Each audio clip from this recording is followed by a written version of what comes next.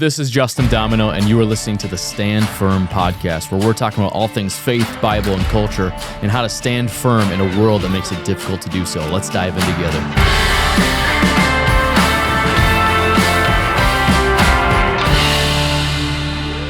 All right, so today I want to talk about work, faith, balancing everything when it comes to, ambition, money, providing for your family. And I think there's one verse that has been completely, and we're actually going to get to this as a church, I think, in the next year, but completely under-taught and maybe even like misunderstood. Or I think a lot of people honestly don't even realize that it's there. And it's 1 Timothy chapter 5, verse 8, which says, "Anyone who does not provide for their relatives, and especially their own household, has denied the faith and is worse than an unbeliever." And that's like from Paul to Timothy. So like setting up like, here's how you should teach the men in your church, Timothy, like how to lead their families. And it's like, you got to provide. And if you don't, and if you go towards, laziness and sloth and a lack of provision, you're actually worse than an unbeliever, and you've denied the faith completely. I want you to unpack that a little bit. Like, what's your initial reaction? I know you've heard this verse, you know this verse. Like, what have you learned from it, or what's your initial reaction? Yeah, I think it's just rooted in the purpose of like our creative design. Again, going back, I think we did preach on this a few weeks back, but that God designed us to work as a good thing. Like, work wasn't a curse. Work became cursed because of sin, but in our original creation, as God intended us to be, work is a part of it, and it's fulfilling, and it's something that we should take delight in, because God delighted in His work when He was creating. And it was very good. He told us that, it's a good thing to do, and He provides for us, and so we're just to follow that example. So somebody who doesn't work or is lazy or chooses to let their family or whatever kind of fend for themselves without working, it's obviously like you're just not even living up to what you're truly designed to do, like in a functional way. Yeah. So you're worse than somebody that's even an infidel, or whatever. An infidel, I love it. Why do you think Paul takes such strong language to like, hey, it's not like, hey, man, you got to pick yourself up by your bootstraps a little bit if you're being lazy. He's like, no, you're worse than an unbeliever. You've denied the faith. Why do you think Paul uses such strong language?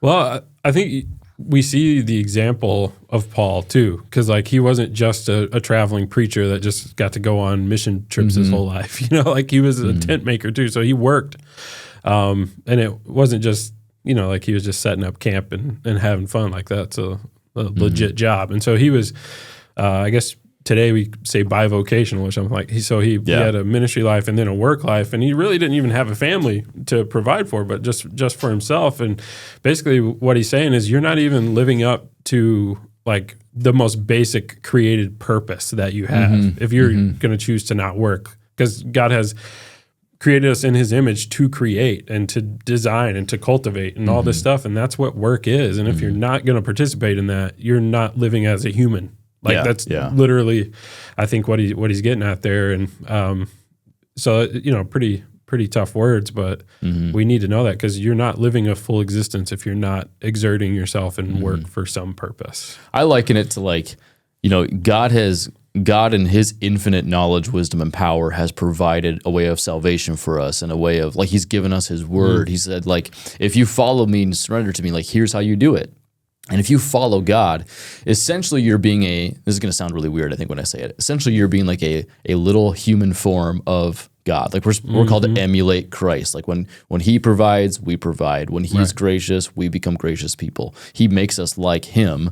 And so when God provides for us, if we know the truth and we've received the truth, we've received the gospel, and like, I'm a believer, and yet we don't emulate what God has done for us by He has provided a way of salvation. He provides for us literally with provision of like, if we have a job, yes, we applied for it, we interviewed it, but like God's provided that for us. And so if we're going to say like, hey, I'm rejecting this, I'm not going to go, I'm just going to be lazy. It's like you're rejecting what you also claim to have, which is your faith. And so I think it's a serious thing. So, but I wanted to, as we talk about like the work and the life balance and balancing faith in the midst of all of that, what I didn't want to do is I didn't want to start off this conversation with a bunch of guys listening to this or a bunch of people listening to this being like, we just need to Sabbath more, which is it's good and it's a command. But I feel like we're in this cultural moment of faith and spirituality and Christianity where it's like we're talking about rest almost too much, and we have to revert back and say, hey, it's good to be ambitious. Honestly, I think a lot of men, when they're in church and they hear sermons on like rest and Sabbath, they're like, yep, I do need more. But I'm also like I'm full of ambition and I've got this drive and I want to work. I want to go cultivate something and build something. And so I think we gotta speak to that and say that drive and that ambition is really good, but how do we make sure it doesn't balance out to something it's not imbalanced into something unhealthy? Because what I see in our culture is there's been a whole drive, especially like the last 10 years. I think a lot of us are familiar with hustle culture, like Gary Vee, if you've ever seen him on YouTube, or like Grant Cardone and a lot of these guys. Hustle is good. Like you should be working hard.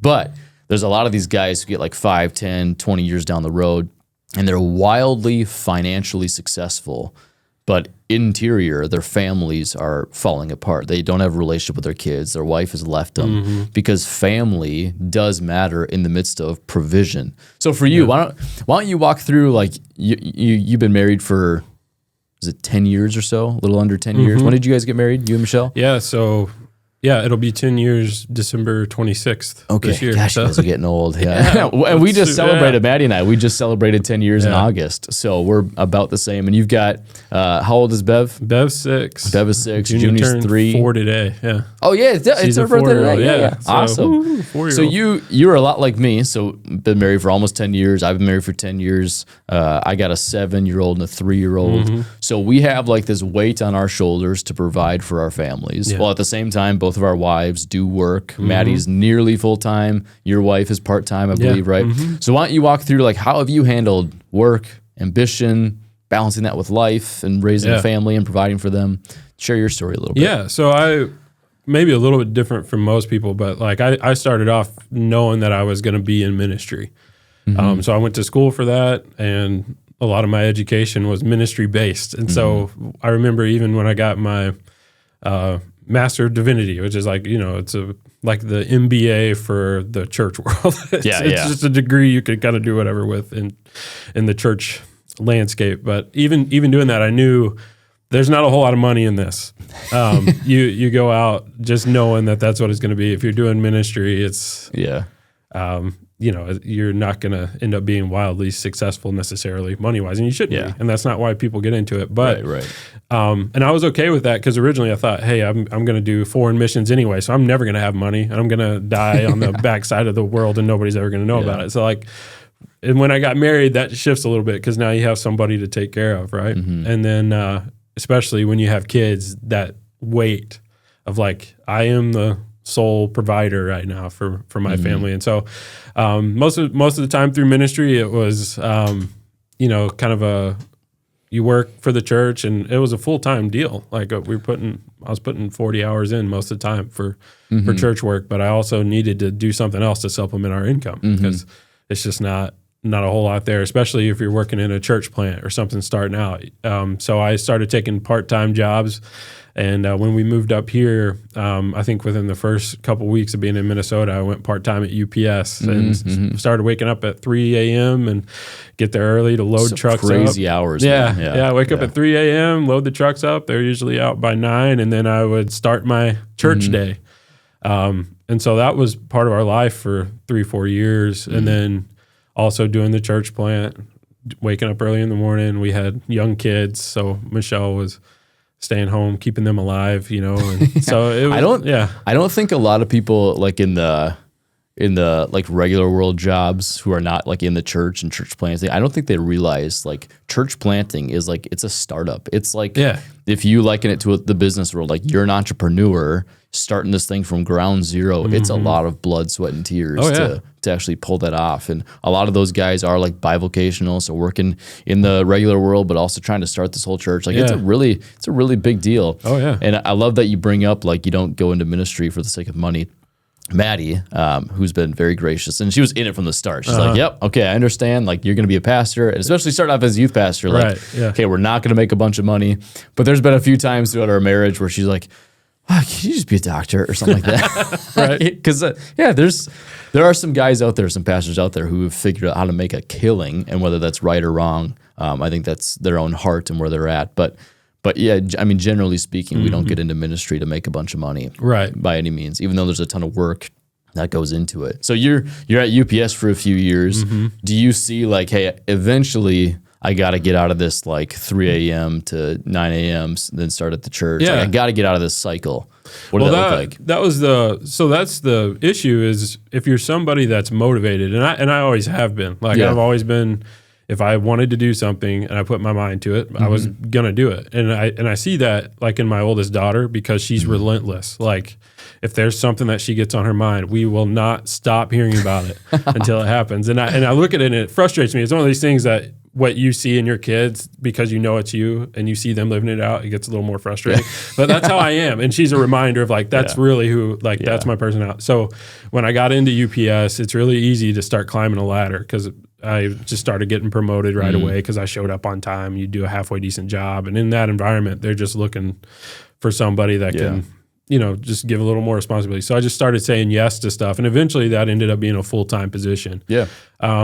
And what happens is I was in a position to make more money in that role than anybody in my family ever had. And I'm meanwhile still trying to do the church. And I always told myself the church is the main thing. But, you know, what I found out, especially with the church plant and then eventually merging with another church is this is unpredictable because it's all on faith, right? So I was like, I'll just take this full-time job and then also this other full-time job and we'll still be okay. And, you know, so worked. The issue was the full-time job with UPS was overnights. So that's the only way it could work because I'll be like, well, I can work all night and I could work all day. And like, what's wrong with this? But after a while, you know, 2 or 3 years of that pace, I just realized it's like I don't see my family anymore. They're growing up.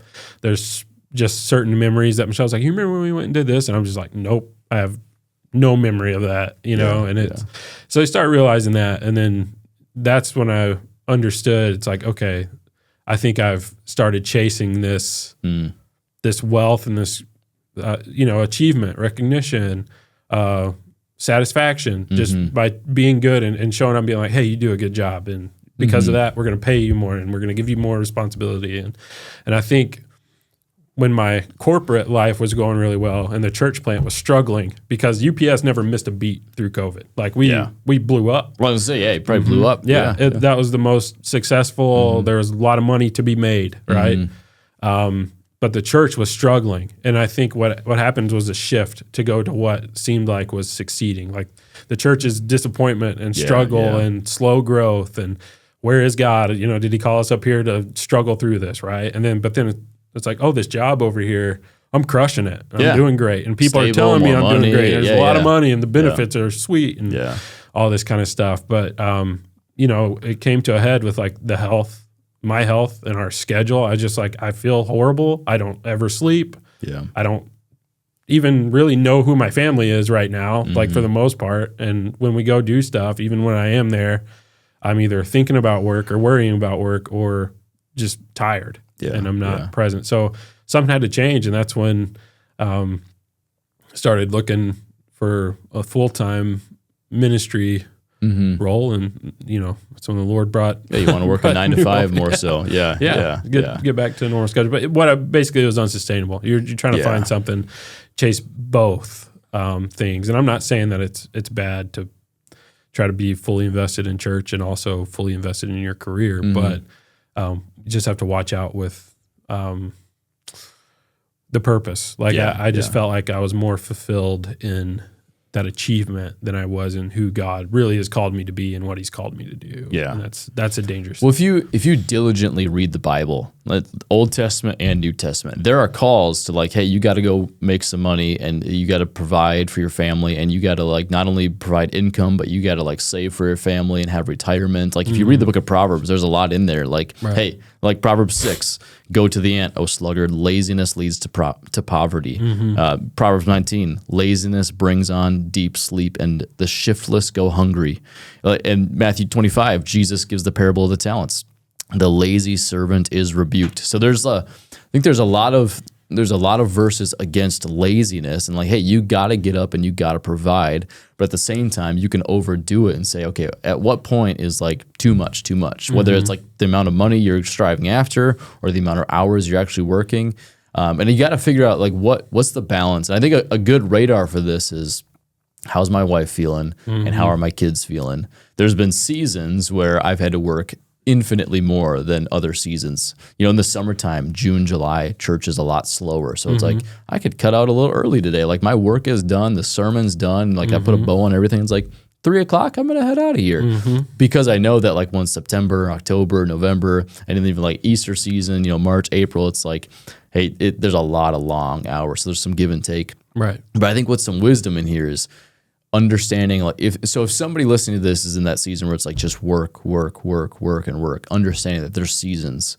And if you're a wife listening to this, you're like, gosh, my husband's like never home. Okay, is this a 3-month blip on the radar that like, hey, work is busy right now, at the end of 3 months, like it's going to shift a little bit? Or is this like, hey, we've been in this for like 5, 6, 7 years and we need a change? There was a couple in our church a couple of years ago. The wife came to me and she's like, my husband's just like, it's not his fault, but his work is just calling him in. Like my prayer is that he gets a new job. And eventually he did. And like life is good now. But we got to find like what radar in our life is going off that's telling us like it's time to slow down. And I think that that's what we need to listen to. How did Michelle, your wife, how did she handle the season of UPS plus church, working overnights, getting up early? How'd she handle all that? Well, I mean, she was basically living like a single mom for most of that time. And she handled it like a champ. Yeah. But there were, especially towards the end, when I would, you know, the few minutes when we would just pass each other, be like, high five, you know, like, good to see you. There's a couple times she's like, we just can't do this anymore. And I think that was it. Like, I don't want to say that you should push it to that point because I should have been more aware of like, I feel like the Lord is calling me to do this and to take care of my family, but also this is how I try not to be too mystical with like the will of God because he's told us exactly what he wants us to do. And then there's some specific ways that you live that out. But that's what I saw. It's like I can provide for my family and still try to do ministry.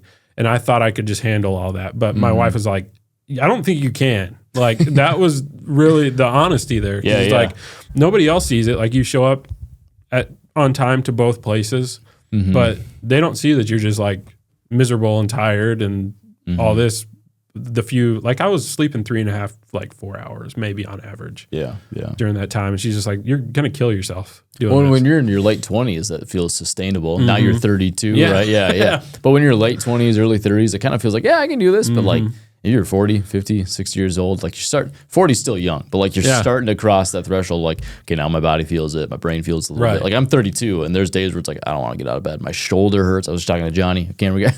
It's like, my shoulder hurts. I like had a deep knot. Like I'm still young and I feel great, but there's times where it's like, all right, I feel my body getting a little older here. So it's not sustainable over the long term. Yeah. And she's like at heart, she is a communicator. Like Michelle is, if anybody knows her, it's like she just has a way of talking to people and people feel that they can just open up and spill their entire life story to her in just a few minutes of meeting her. She's just that type of person. So she's really good at communicating what she needs and what she sees. And I'm not. Like, I'm just like, everything's fine. I'm fine. We're fine. You know, and my eyes are twitching. And I'm just like, you know, and she's like, you're not though. Like, you're not fine. And we're not doing well. And so it was just coming to grips with that. And I was like, because here I am, you know, a pastor. Like, I'm telling other people how they're supposed to make sure that they've got, you know, all this margin that they need and all this kind of stuff. And meanwhile, I have none. Like I'm on the verge of like doing real damage to myself and which would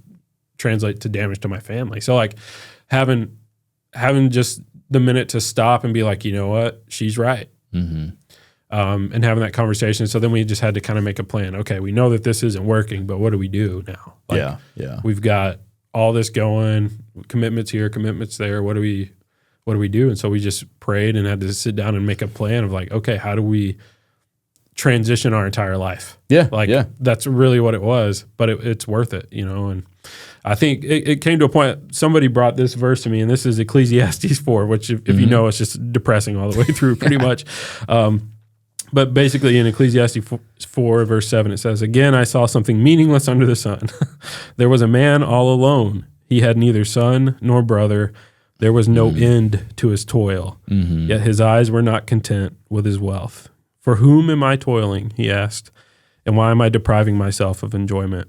This too is meaningless, a miserable business. And I just remember that's encouraging. Like, yeah, so encouraging. And I was just like, you know what? That defines that 2 to 3 years in my life. And I'm just praising God that we were able to transition, because a lot of people get stuck in that. But we were able, again, by the grace of God, to be able to make that shift in our life, because I don't think our marriage would have made it. I don't think our kids would have done well, and I probably would have died. Sleeping like that. I was at this guy's home, and he's a believer, and his faith came to him a little bit more. I would say his faith came to him when he was a teenager, but his spiritual maturity came to him a little bit later in life. Right. So I'm at this guy's house, Lake Minnetonka. If you're listening to this, outside of Minnesota, that's like one of the wealthiest spots in all of Minnesota. We're in this $5 million house. He's this former CEO of like multiple different businesses, and he finds himself now divorced. And he wasn't like, we just couldn't get along or anything like that. He was like, no, there's some things and mistakes that I made along the way. And he's like, I have what I have. This is beautiful. This home is beautiful. And I've had multiple of these types of homes, but I'm rebuilding some of my relationships with my sons. And my wife, we've been divorced for about 10 years. And so he's found himself like he chased after the success, and he had some real godly ambition. Like he had been a believer for a while, but he had realized like the ambition is good, but the imbalance has hurt a lot of things in life. And I think this is where, especially guys, and this episode's for everybody, but I think especially men find themselves in that place where it's like, I have this ambition, I want to go make money. And there was a survey that came out that says married men make more money than single men. I'm like, of course, like, because we all wake up, we're like, crap, like I've got bellies to feed, I got to put a roof on, like it gives you a little bit of like, I got kick in the pants, I got to go work. So duh. But at the same time, like, while we have this godly ambition that God has given us, we need to balance it with wisdom and rest. And I think one of the challenges, because we see in the Bible both sides, like you need to rest and you need to work hard. Back in Bible times, in ancient times, most families, your work was in your home, like you're farming, your business was out of your home, and your kids were your employees. So when it came to like work-life balance, it wasn't like these compartmentalized things. Right. So it's like I clock into a 9 to 5, an hour away, and then I go home and I raise my family and provide, and I'm with my family. It was like all intermingled. So this work and life balance wasn't really a thing. Right. But in our modern times, now we're like, all right, now I'm commuting and I have this whole separate life that's at work. And then I come home to this whole separate life that's at home. That's not necessarily a bad thing, but it's how are we in the middle of that in a totally different context than what the Bible was written in? How are we saying, all right, I need to be godly ambitious, but I also need to provide and raise my family? Because I think the same call, and this is off of money now, it's just being a spiritual leader in your home, but pastors are given these qualifications of, if you can't lead your family, how can you lead a church? Like your family matters. And I think you mentioned it yesterday in one of our meetings, like the guy's family like checks out. Like he's not only a good pastor, but he's a good family man. That's crucially important. And I think the same standards of qualifications need to be understood, even if you're not a pastor. Like, yes, you can go out and work in the secular world and make all this money, but are you raising your family well to follow Jesus, know the word, be moral people based on what the Bible says, like follow God's will, follow God's way. And I think husbands especially, but married couples are going to be held responsible for how their kids are, for how their families are in the faith. So we got to, and this sounds like, okay, hold on. Like I've got to be godly ambitious and go make money. And I also got to be at home, like taking care. And like and like also the faith part, like that's a lot of responsibility. And I'd say, yeah. It is a lot of responsibility. The call to be a godly man in our society is a massive responsibility, but it's a good responsibility. I heard one pastor say years ago, he's like, men are like pickup trucks. We drive better when we're weighed down, loaded down with something, right? And it's true. Like a man with no responsibility, no conviction, no drive, a wayward man is a danger to society. But a busy, stressed out, but responsible man, that's a good man, like biblically. So a lot of people listening to this, like I've heard from a lot of our listeners, like they're at work listening to this on podcasts while they're working, and but they're trying to balance, like, okay, I want to grow my faith, I want to lead my family well, but I'm also here at work. What's the first thing that you would tell them, like if you're having a conversation with them in our church lobby and they're like, man, I want to see my family more, trying to figure out how to be more of a family man, but I also have this pressure of I got to provide and I got to go to work. Right. What are some of the first things that are coming to your mind to say to that Yeah. guy? Yeah. I think just what does work bring you? Why do you work? I think part of it is for like satisfaction, just to feel like, hey, I'm doing a good job, but also to provide and to get the things that you want, to feel satisfied or to get recognized, to be like, hey, people know me because of what I've done, and my kids will give me the recognition because they see that I'm a good provider and all this kind of stuff. And then I don't know, like maybe legacy or something, like whatever you want to say, that it's or contribution. Maybe I'm giving something to the world, and like those are probably the primary reasons like why we go to work. And that's why we have this ambition and all this kind of stuff. But again, to pull from Ecclesiastes, like outside of a true purpose in Christ, none of that really matters. You don't get any of that. Like you don't get true satisfaction if your relationship with God is suffering. You're never going to feel satisfied. Right. You don't get real recognition. People are going to forget who you are, and after you die, I mean, you have to have really done something for people to even remember you for 100 years after you're dead. So like most people are going to be forgotten, except for those that their family. And then I can't even remember what the last thing was I said, the contribution bit. Like you feel like, yeah, I'm working so I can push a cause or really contribute. Like, but when you die, somebody else is going to take that over. And then everything that you've done is up to what somebody else does. So all that is going to go away. But what you have to do is, and this is what I would say, is temper that ambition. Like the ambition that you have, the desire that you have to go create and do and be something, submit that to God. And go out and make money. But when you come home, that extra ambition that you have, put that into your family. Invest in your kids. Be present. Because like what happens is you can go and do a great job at work, but then you come home and you're just a loser. Like you're going to sit down and just watch TV for the rest of the evening while our kids run around and leave me alone. I worked hard for you so that you could eat this food and you could have this house. But there's no relationship there. It's like the ones that actually are going to remember you after you die, like you're not even investing in them. Like where's that ambition? Like take that ambition and channel it towards your wife, towards your kids, towards your church, like the things that are going to last beyond you. Because that's what we want. We want that satisfaction. We want that contribution. We want that recognition, but you don't get any of that outside of a true purpose that you're yielding it. Not like, hey, we're going to go save, all the trees. Like that's a great cause for somebody to live for. But at the end of the day, that's going to be burnt up and created new anyway. Like, So we're not Revelation. we're not going out here and burning tires or anything either. But it's just like, what are you really submitting that ambition that the Lord has given you to? Like he's called you more than to just pour into that money. You're more than the money. You're more than the job.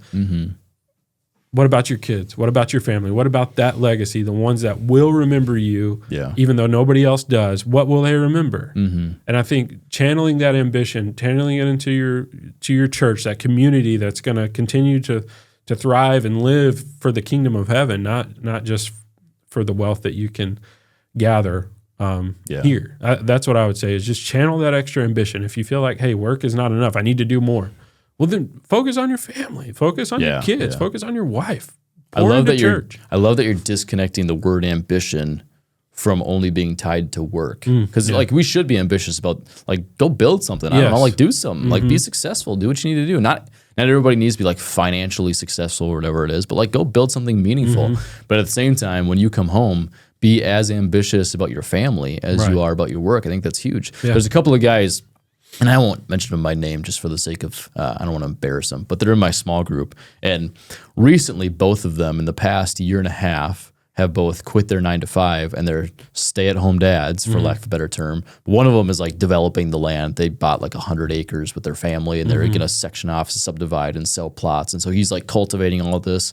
The other guy quit his job. Now he's homeschooling his kids, but he's also raising cattle and he's doing all these things. And both of them, I asked both of them in one of our small groups, I'm like, does it feel weird, like not having the 9-to-5? Like not like I have nowhere to go. Like I don't wake up, like make my coffee and I'm in the truck. But like the weird thing of like, I don't have you could call me a stay-at-home dad. And they're both like, yeah, like we love what we do. But the outside perspective of what we're doing, of like Oh, you don't have a job that you go to? They're like, they've had to deal with that, like the pride issue there. And like, it's a little bit countercultural. Both of them are doing work. It's just not a clock in, clock out kind of job. Yeah. But they're both, what I've seen in them is their drive is to not just simply collect a paycheck. Their drive is to build like this, their like family, I'll, for lack of a better term, like a family compound. Like they want to raise their kids on a place where they're also making money, like on a farm, and their grandparents or their parents are living right next to them, and they have this whole family like legacy type of mindset. Yeah. And it's not a clock in, clock out situation. It's a little bit countercultural, but what they're doing is their ambition has been channeled from like writing mortgages and, you know, doing concrete to now they're like raising animals, raising kids, raising a family, and it's all in one place. And I love it. I think it's huge. But their ambition is towards, I want to build something that actually matters. Now, I'd pull back and say, you know, if I'm talking to somebody in our lobby and they're struggling with like ambition and drive and like they're working too much or whatever, what I would say is, are you working when you're supposed to work? And are you resting when you're supposed to rest? And are you with your family when you're supposed to be with your family? Because I think a lot of people, and I found myself in this, like I've had to be disciplined in this before too. You know, you get to the office, you get distracted with something, all of a sudden it's like, where did the day go?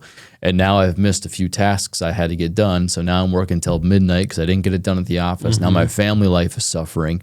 And that's not every case, but I think some people have found themselves in this, especially if you have an office type job. Right. Now, if you're working out in the field, and like you can't just like stand on your shovel, you're going to get fired. So, but if you're working in an office, you know, you can close your door and like, oh man, I got nothing done today because you got distracted with something. I would say work when you need to work, pour your heart, your soul, your mind into it and do your job so that when you get home, yeah, you might be tired from it, but now you can focus on your family because your mind and your body isn't focused on like, oh man, I missed my work. I got to get this sermon done. You know, this is my case. Like, hey, get this sermon done, this done. So I didn't get it done at work. So I'd say work when you got to work and rest when you got to rest, and make sure that when you pull into the driveway for your family, you're not just physically present, but you're mentally, emotionally, spiritually present for your family. Right. Now, I'm not saying that I do this perfectly because in my transition, you talked a little bit about your life and UPS and all that kind of stuff. You know, I started as a youth pastor in 2015. I was asked about becoming the lead pastor, I think it was 2019, and we started that transition in 2020. Now, if you're listening to this and you go to our church, you're like, wait, what happened? Yeah, like, it's a 4-year process. It was crazy, really intentional. But what happened over that 4-year process was coming out of youth ministry, I had to work more and more and more because I was a youth pastor, but I was also being given these responsibilities every single quarter. There was something else added to my plate. But I remember when we announced the transition from Bill to me from stage in March of 2023, I think it was, there was this moment on stage where I said, Bill's like, all right, what do you want to say to the people? I said, I want to tell them that I cannot be you. Because Bill has this reputation. He is a go-getter. He's a driver, like entrepreneur, church planter to the max. But there was different seasons of his life. There was a season where he had little kids. You know, he has 4 girls. And when they're little, life looked different. As they graduated high school, he was able to work more and work more and work more. And he had this reputation. He had built this reputation of like, Bill works crazy hours and he's doing all these things. And it's like, yeah, because he comes home, like his wife works too. They can come home at 6, 7 o'clock and still have time together because there's not all these kids to like get into bed and feed dinner. So it's just totally different. For me, when I became the lead pastor at 31, I'm like, okay, I've got 2 little kids. At the time, they were 6 and 2. And my wife is, she's working almost full time. So I have to be home like 4:30 every day. It's just like for me, it's an expectation and a standard I've set for my family and for our church. Like I'm going to be home at the right time. Work is going to stop when it has to stop because I'm not going to miss what's happening in my home. Right. I'm going to be at dance. I'm going to be at all the things because I'm not going to say, you know what, girls, daddy's busy. And daddy's not just busy, daddy's doing the Lord's work. Because that's the trap I think a lot of pastors get in. Like, my work is so meaningful. Yeah, it is meaningful, but it also, like, God is still in control even when I leave the office. So I think if somebody's listening to this today, they're struggling with, like, how do I balance this? You have to set hard starts and hard stops. Right. Work is good and be ambitious and go do it. But what boundaries are you setting for your work so that you can be available? And then on the flip side of that, I'd say, man, if you have too many boundaries, like, and you're not working enough, and your wife's like, hey, we need to make a little bit more money, or like you look around at your kids and you're like, man, maybe I need to make a little bit more. Like, go like put some boundaries on your rest and say, you know what, kids, I have to provide for you, and wife, I'm going to provide for you, and I'm going to go do something else or whatever it is, add to my workload or add to my hours, wherever it's going to be, because I have to provide. I think every godly man needs to hear rest, but your work is good. Right.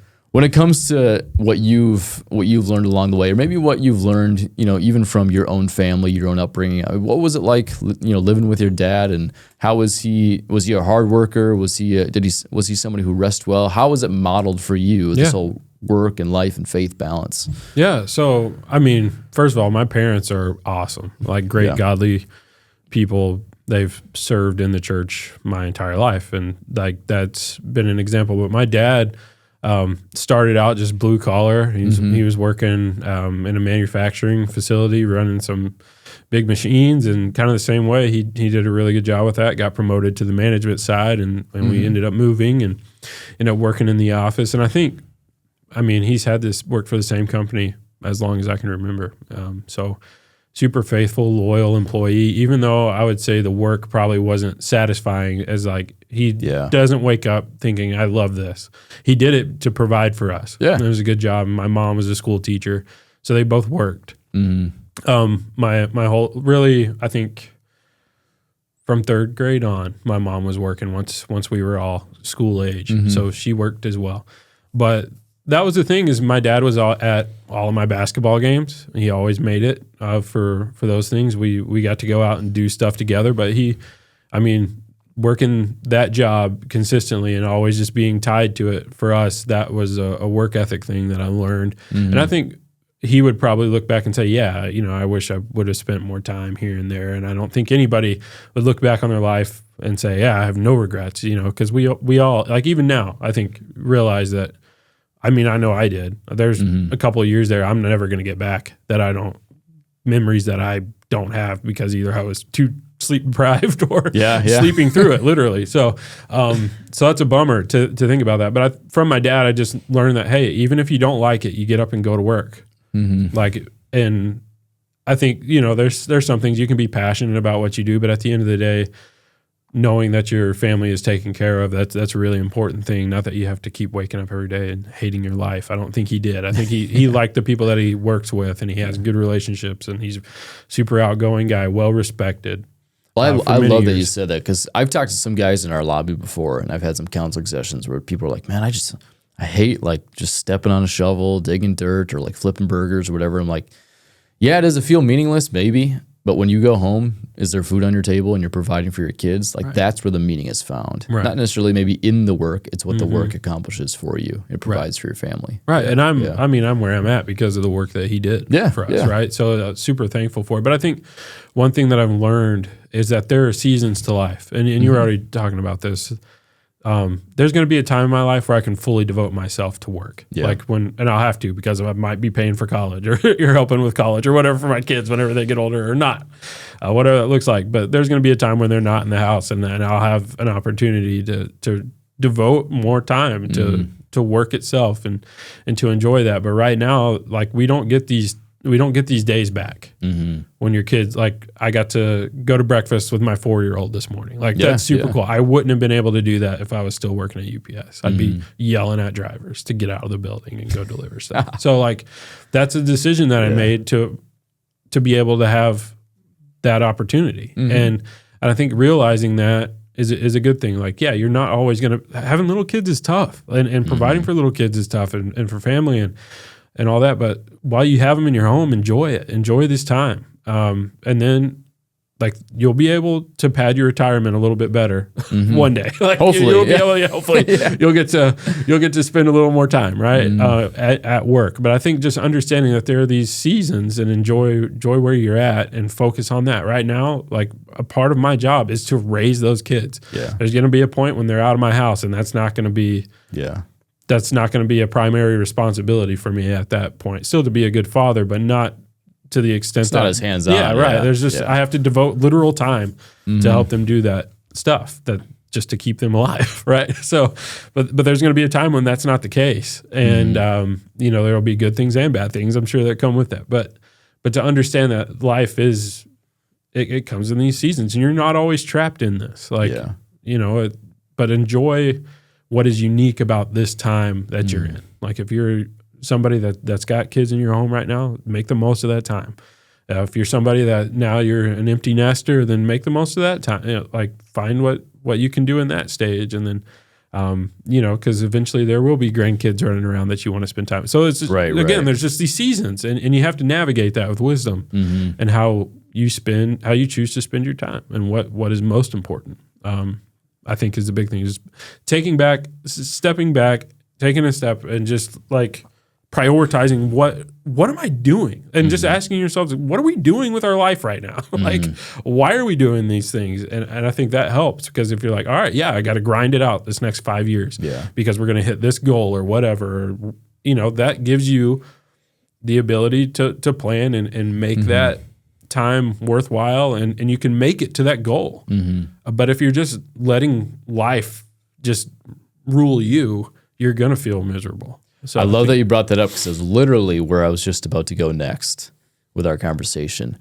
I think most people are letting life happen to them, and I'm guilty of that at times too, but having set times and set goals of like, I'm in this season of life so that I can get to here. But if you sit down, like if you're a man listening to this, like sit down with your wife and your family and say, here's what our life looks like, but I want to get here in the next 5 to 10 years. And here's what it's going to take to get here. Maybe you got to work more, and maybe it's working less, but rather than life happening to you, like sit down and say, what is our family mission? Like what are we trying to do and build as a family? A lot of people, they talk about their legacy and leaving a legacy for their kids and being able to leave an estate. And legacy is not just money, but it's like, how do I want to be remembered? How are my kids going to be even after I'm gone? All of that happens by what you do right now. And we do this in our businesses. Like if you're a leader in a business, a manager, owner, whatever, you're sitting down, you're saying, all right, what's our mission statement? What's our core values? Like our church has this, every church does, every business has values or mission. Like that's what you're trying to accomplish. Do that exact thing with your family. Like our church, we run the system called EOS, the Entrepreneurial Operating System. It's by a book, Traction by Gino Wickman. It's phenomenal. And we've adapted it to fit like, okay, that's business. This is ministry. We don't want to be unhealthy. So we've made a lot of adaptations. What my family has done is I use EOS for our family. And we don't do like the quarterly meetings and all that kind of stuff where and you can, but we've adapted the EOS system to, we've taken it from business to the church in our church, but I take it from church to now my family. Yeah. My family has a mission. My family has core values. And we're sitting down and we're trying to plan out like, who do we actually want to be? I would encourage every man, every family to do this. Like, don't just let life happen to you, but figure out between work and life and faith and all these things, who do we want to be and how do I set an actual plan to make it happen so we can actually arrive there? I think it's crucial. I run a men's group every fall called Fighting Shadows. It's by a book. It's from a book called literally Fighting Shadows, but Pastor John Tyson, Jeff Bethke, awesome writers. But one of the things that they challenge men to do in that book is you have to find your telos. Your telos is your ultimate meaning of life. Figure out like, what does God have you on this earth for? And of course, every single Christian has the same meaning of like, we're called to follow God, love him, fear him, and then make disciples. So no matter who we are, that's our ultimate generic purpose. But within that, you mentioned it earlier, there's like God's generic will, but then there's also God's specific will. Like, what does he have for me on this earth while I'm here? That's going to be tied to your work. It's going to be tied to your family. It's going to be tied to your kids.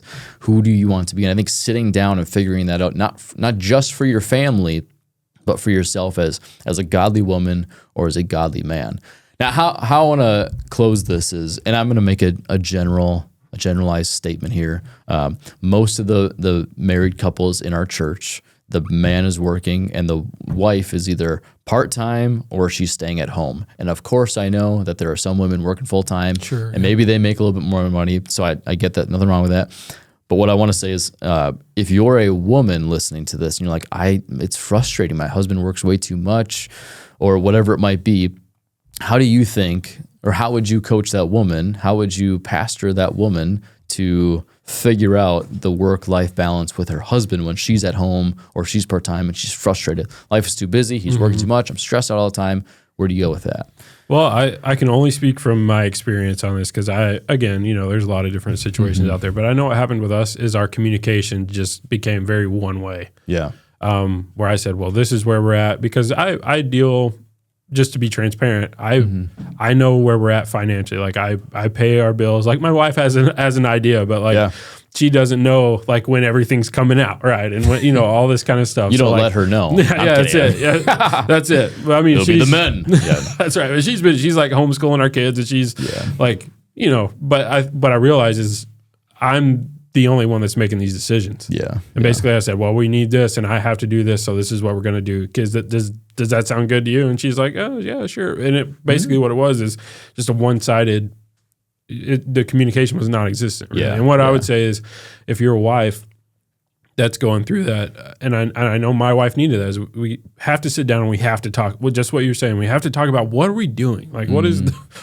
the purpose for what we're doing? Because we just feel like we're running crazy right now. Yeah. And like Michelle has been super gracious. She's been like, yeah, I'm willing to go work part-time or whatever, if that's what we need to do so that we can make a transition and stuff like that. So I think for the wife and the husband, this is for both of us, it's just, you've got to communicate. Like, and I know it sounds so trite, but you have to talk to each other and decide to be in this thing together. Because if you are going to make a decision to where it's like, look, I'm going to have to work more, you're going to have to pick up a job for a little bit, that can work if you're on the same page. Like we're in this for a certain amount of time.